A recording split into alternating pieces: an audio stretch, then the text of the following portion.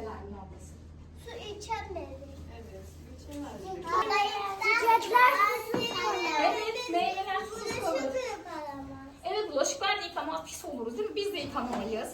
Pis oluruz. Başka? Ellerimiz yıkanmaz. Sebzeler büyümez. Susuz kalırlar, yemek bulamazlar değil mi? Çünkü yemeklerine yetişmesi için suya ihtiyaçları var. Balıklar. Suyun ne kadar önemli olduğunu, olmazsa başınıza neler gelebileceğini anladık değil mi? Biz canlılar hep birlikte, hayvanlar ve diğer hepsi birlikte bütünü oluşturuyoruz değil mi? Efendim? Havuçlar yetiş. Evet, havuçlar yetişmez. Patlıcanlar yetiş. Patlıcanlar yetişmez. Burada suya eklediğimiz şey, suyun içerisinde gördüğümüz bir bulanıklık var ya, bunlar aslında bir çamur. Bu çamuru daha hızlı çökelmesini sağlayacak bir sıvı ekliyoruz biz buna. Şimdi